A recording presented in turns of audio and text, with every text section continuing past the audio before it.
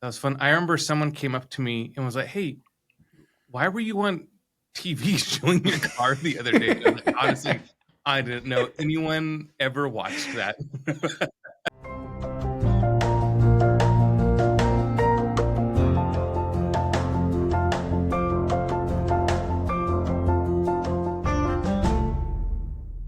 And now I'm going to do so that I have a sound to figure out where everything is. I didn't realize, but that's why they do the click. That is exactly why. And I I didn't know used to do that. video. I used to do video editing. So Wait, regale us. so What was this? well, when I was in college, maybe Back when you had hair? when I had hair, yeah, we had a TV show that was on TV here in Alaska. Oh, that's Yeah, cool. we would interview people doing stuff, and I would edit the episodes. Okay. And yeah, we would do an interview thing, then edit the episodes and put on. There was one where I didn't have like an interview lined up, but so I was like, "That's cool. I'm just gonna do like a MTV Crib style episode of my Yes. car."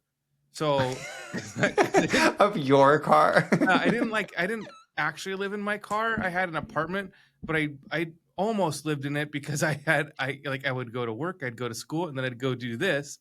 And so Yeah. I was in my car, like I practically lived there. And then I would run inside and go to bed. And I had Yeah. a 2-bedroom apartment with 4 dudes. Oh gosh. And so it was crowded. So I spent most of the time in the car. But so anyway, I had so much junk in my car, stuff in my car. It wasn't actual junk. Yeah. That I could spend the whole episode showing my car. And I just remember pulling out jacket after jacket in my car. And I remember saying, I like to think that I could close the entire homeless population in Anchorage if need be. And that was just the start one handing line. them out. Well, there's like 6 episodes. I don't remember. But yeah, and I edited them all. That was fun. Where are they now? I would do the clap, but I had a real clapper because I was okay. yeah. Well, there we go. When we go really viral, that's what we can get a clapper. So that way we. Anyway, fun. You've seen me edit now, so I retained very little of it, but I do. Clappers for. I do it all by the seat of my pants. So it's you're making me when you started that. When you were about to say that you did MTV Cribs, I was anticipating that you were going to say like the Billy Eicher, like on the street interviews that he does, where he just like walks up and he like shoves the microphone in someone's face and he's like, "Tell me what you think about this thing," or like, "Here's a question, answer this question." Kind of Jimmy Fallon-ish, but way more aggressive. Yeah, I never saw those ones, but I he's never pretty did funny. that. Yeah. It does sound funny. These shows are lost to history. They're never to be seen again. But yeah, that was fun. I remember someone came up to me and was like, "Hey, why were you on TV showing your car the other day?" I was like, honestly, I didn't know anyone ever watched that. Is public access at like 2:00 in the morning kind of thing? Yeah, I think it aired at like 4 p.m. Something like 3 p.m. Incredible. I can't remember. Yeah, it was pretty funny. Incredible. Well, how are things? Is there any, aside from Amazon having a total crap day earlier this week, anything bubble up to the top or anything we can take away from what's happening in the world right now? Gosh, I think Amazon is an issue. I think airlines are a big target still. Yeah. Seeing a lot more of those. And it seems like every month there's something new going on. Amazon One, hey, change management's important, but yeah, those are some interesting things that happened over the last couple of weeks. Is there any? Oh, sorry. Go ahead, Joel. The government shutdown has been fun. I was trying to show a client something on a government website the other day where they needed to go do something, so I pulled up the website, just have a big banner yelling at them about the government shutdown. That was slightly awkward. Yeah, those have been not fun in other spaces as well. Yeah, we traveled last week to go to Vermont, and we were kind of looking forward to seeing the DHS. These are the people who are making the government shut down with Kristi Noem, but Seattle was one of the markets that said absolutely not. We will not be playing that in a public space. So we did not get to see the videos.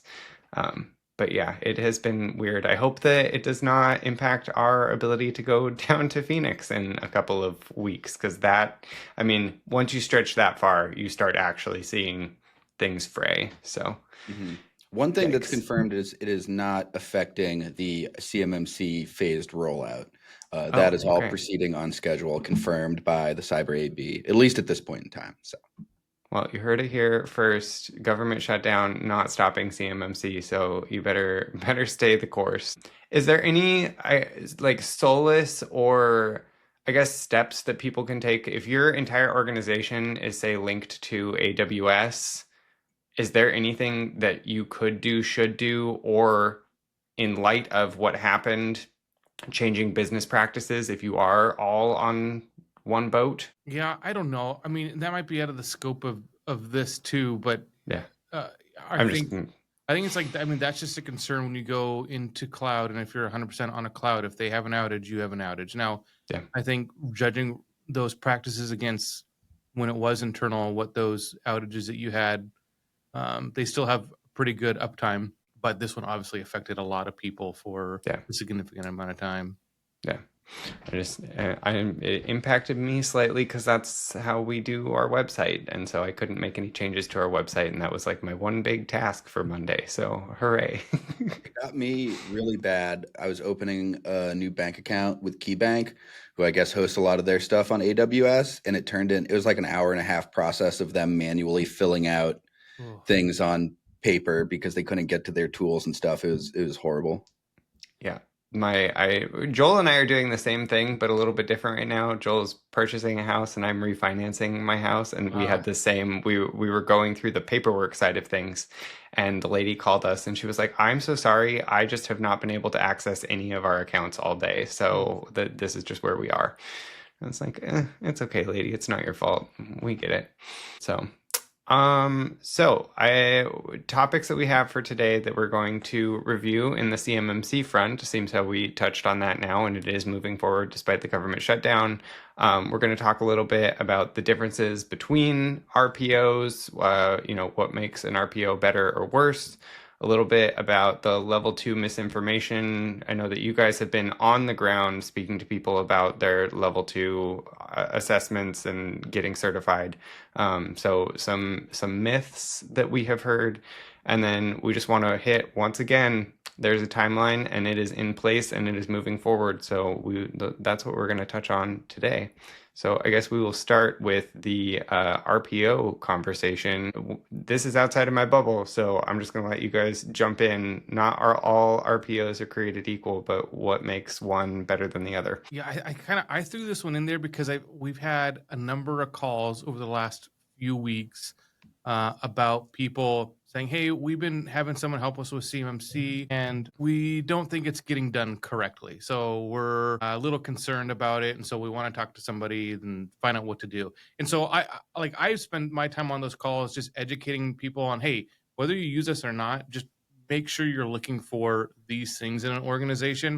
And maybe I could go over some of the accreditations that an RPO, a registered provider organization, might have, and then you can then the companies can kind of think about what to look like. So I'm going to start from like the basic and kind of work my way up from there. So RPO, registered provider organization, you can go onto the CMMC AB marketplace, and you can look for organizations that that are listed as an RPO. If you're an RPO, you're going to show up on there. One thing And how that do you get that designation? Like, how do you become RPO? yeah, good question. Oh, yeah, go let me ahead. circle this other thought up. So on there is where you can find any company that's listed as an RPO, and when you're on there, like the best way to find somebody in your area is to limit it based on their time zone. So Mhm. go to the time zone section and find where they primarily operate their time zone in, and that's really the only way right now to find somebody that's local to you is going in there. So to become an RPO, literally all I have to do is shell out money to the CMMC AB, and you are listed as an RPO. You can have zero qualifications. You can know absolutely nothing. As long as you have the money to pay it, you are an RPO. Now it's not super cheap, so there's kind of a barrier to entry. Like you don't want to No, not everyone's going to go spend a bunch of money just to be listed on there, but there are a bunch of companies that are listed themselves on RPO, but aren't really investing in the expertise to be able to do it. So outside of that, you have people in your organization that can be an RP, so a registered practitioner. A registered practitioner is a super basic course that you can complete online in less than a day. There's still a fee for it, but the class is online. It's all virtual training, and it goes over the requirements for a CMMC level 1 certification. So if you have an RP, they have someone's an RP, they understand level 1. Then there's RPA, Registered Practitioner Advanced, another online class. You have to pay to do it, but it's all online. You can do it in less than a day as well, and you're going over the requirements to do CMMC level 2. So if someone is an RPA, they understand the level 2 requirements. I would not say that they're an expert in CMMC at that point. I wouldn't even say, hey, that'd be great to hire someone who's just an RP or RPA to do it. Then you jump kind of further into more certifications after that. I'll kind of let Joel talk about the next two if you want to take those, Joel. Yeah. So CCP and CCA, they're kind of down a different certification track. They're down the assessor route. So CCP is a certified CMMC professional. CCA is a certified CMMC assessor. CCP is the prerequisite for CCA. So CCP focuses on level 1 requirements from an assessing perspective. You have to complete that training, take a pretty tough exam, and then get tier 3 suitability, which is a certain kind of background check by the government. To be a CCP, then you can become a CCA who's authorized to actually perform assessments. Those are really good certs to look for in a company that is helping you with CMMC, just because it's really important to understand things. If the goal is to pass an assessment, it's really good to have people who understand how to assess, so they know how to implement things in a way that an assessor will pass. So what I've told the clients that I'm talking to is, don't hire us. Just make sure that you are asking for a company. Do you have RPs? Do you have RPAs? If you're looking for a level 2 cert, okay, good. Do you have a CCP? And if they don't, then I guess would stress that you try and find a company that does have someone's at least a CCP. I think it's nice to also have a CCA. And then if they say yes, they do, make sure that's who you're working. Who am I working with? Will a CCP be assigned to me? Will I be working with an RPA? Who is my point of contact going to be? How much time do I get with the CCA if you have one? Kind of understanding those things, because that's what's going to help you understand what you need to do and pass the audit. Because it's one thing to pass the audit. It's another thing to understand your business processes and help you organize either your enclave or your enterprise the most efficient way possible, so you can not only do these DoD contracts, but continue doing your day-to-day non-federal contracts as well. Just making sure that you as a business owner understand the pros and cons. And I think working with a CCP, CCAs, IT engineers can help you reach that goal. So anyway, that's what I've been trying to stress to the people that reach out to us. Whether or not you hire us, look for these things. Yeah, that totally makes sense. So, I guess we'll let this be a metric. Could I pass the RP exam? If I 100%. buckled down today, I could just hop on there and probably get it done. Yeah, you could pass the RP exam, no problem. Okay. So this is me looking in the camera. Don't just go with someone if they have an RP, because you don't want me working on your CMMC. Yeah, I think that's a really good point. The CCP and CCA, it also really just shows that a company is putting in the effort to really understand this stuff. This isn't, I think, as we talk about all the time, it's not something you can just kind of dip your toes in and be any good at. You really have to do a lot of hard work. And someone who has a CCA, has at least done a large amount put a lot of effort into understanding this stuff.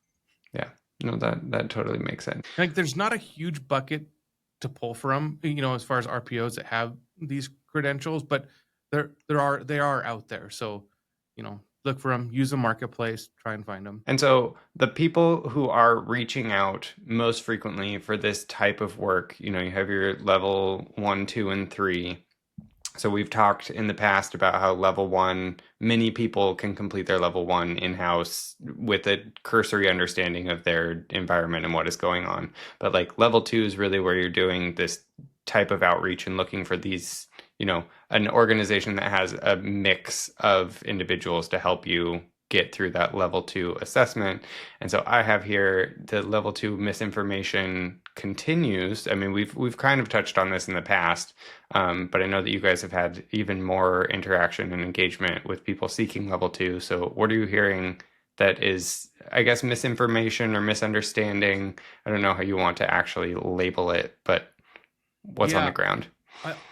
I'll add a couple of things and let Joel add a couple of things.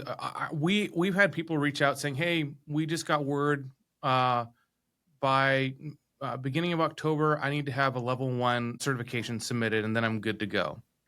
Level 1 or level 2? Yeah, they're just saying, "Hey, I just need a level 1. I was told I need to get a level 1, and I'm set." So Gotcha. we've got a number of those, and then we've had others where they say, "Wait, we're positive we're going to need level 2, but we only need the self-assessment level 2. We don't need to get an auditor involved. So we're just going to self-assess, and this is what we need to get done." And so just backing up a little bit, there are some contracting officers or there's some primes on a contract that they're a subcontractor to, and the prime saying they're going out and saying you need to get a level 1, and they're either saying it because they misunderstand, or they're saying go get a level 1 because they're trying to force their subs to do something. So they're starting the process so that they are ready a year from now or in a few months when maybe a contract pops up that has it. So they're just trying to get the balls rolling, or they're misinformed. So I think just if you handle CUI, you are going to need a level 2, and you more than likely are going to need a third-party assessed level 2 certification. So you hire a company that comes in, helps you get ready for it. Then you hire a different company, can't be the same company, a C3PAO, to actually come in and do the assessment. So those are the two things. But I think with it kind of having a phased rollout and people ignoring it for so long, people are just companies are just trying to get their subs to start doing something. So they're kind of putting out bad information, maybe not on purpose, but they're just mandating that they do something to get the ball rolling. But those companies need to understand that there's actually more that they need to do as well. Yeah, I think there's definitely confusion, even from larger primes we've seen when it comes to what level is applicable to their subcontractors, where they'll tell you, oh, you only need level 1, but then they send you all this paperwork that talks about CUI and submitting a SPUR score and a state 100-171, which is all level 2. So it's definitely confusing for people right now, I think. And we don't have to deep dive into it on this one. Maybe we can on another one, but the level 2 self-assessment is like the exception, not the rule. There will be very, very, very few companies that just need a self-assessed level 2. So if you think you need level 2, there's a 90% chance that you're going to need an assessed level 2. So you have to have a third party come in and actually do the assessment. Yeah. You could on your own do the work to get level 2 ready. If you understand it and you have the staff for it, yeah, go for it. And there are big companies out there that have great cybersecurity practices, and they're able to implement that themselves. But you still have to have a third party come in and audit you.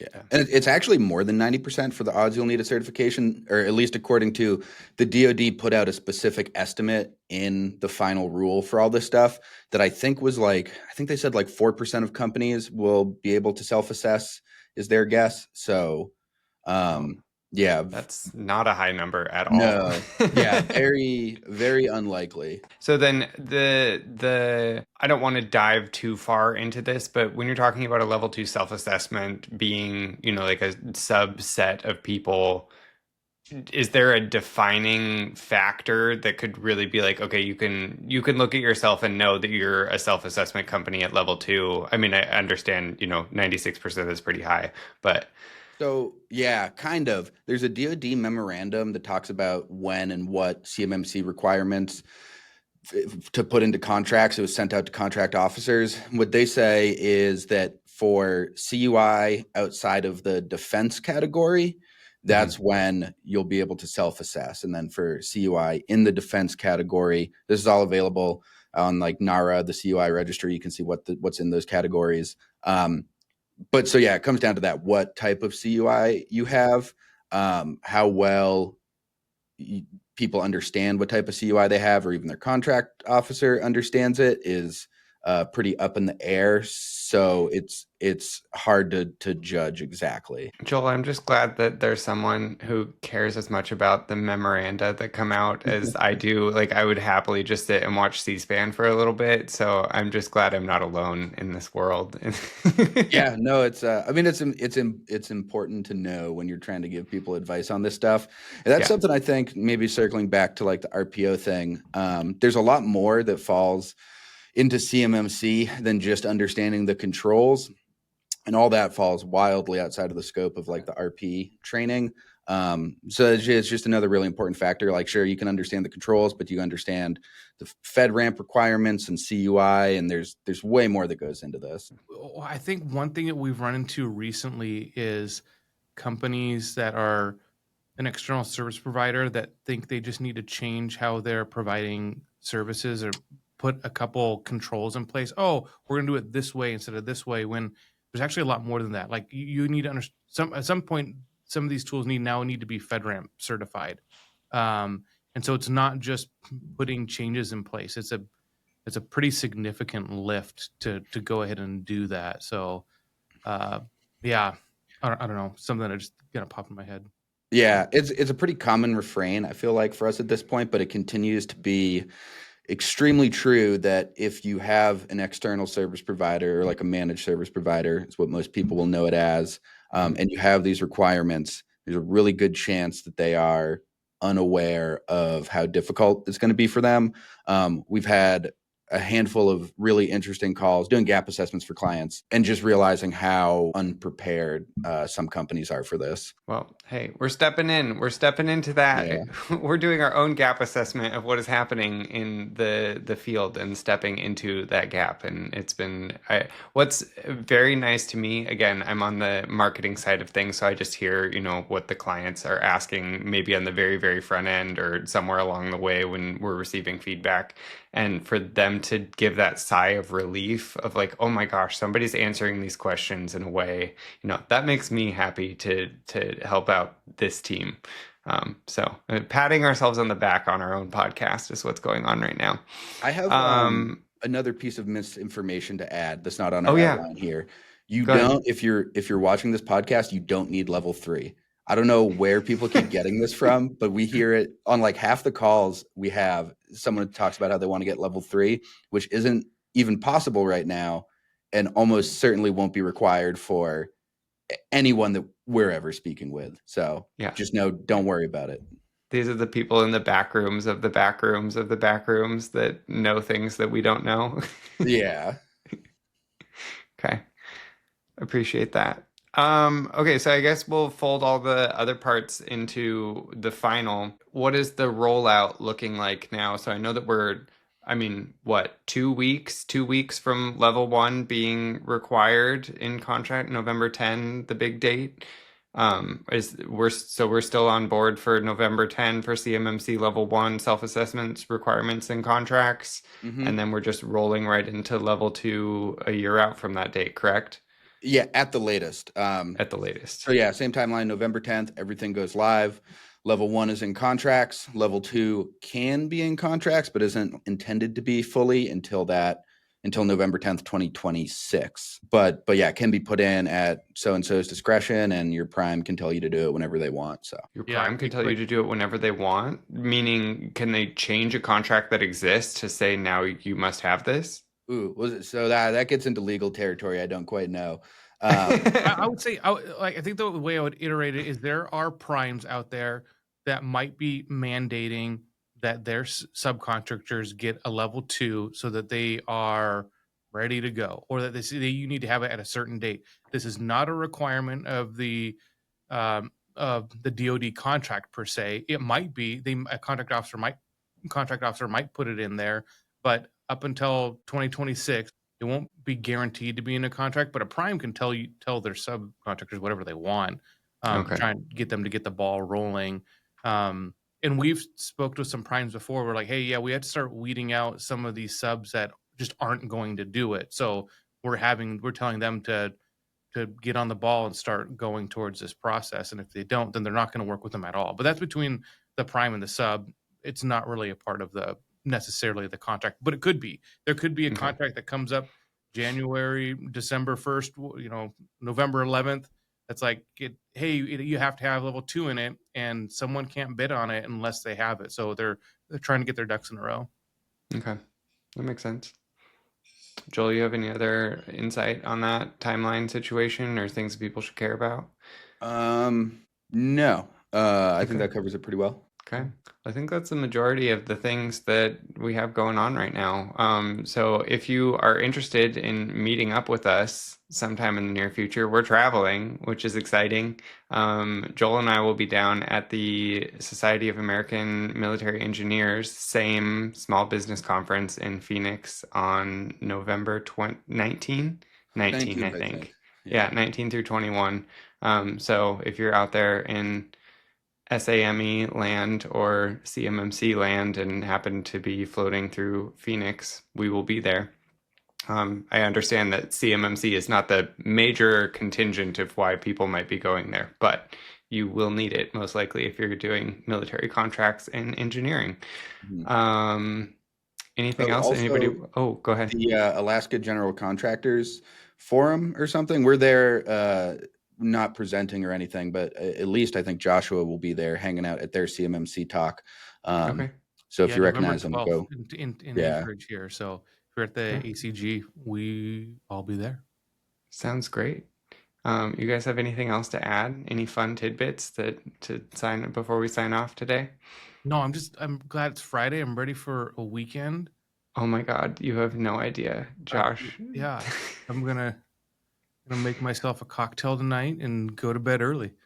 Yeah, we're doing a joint birthday party. Eric and I are doing a joint birthday party tonight because his was last week and mine is next week. Well, happy birthday to Eric and happy almost birthday to you. Thank you. And until next time on the Stratosphere podcast, thanks for tuning in, everybody. Like and follow, and let us know if you have any questions. Bye. See ya.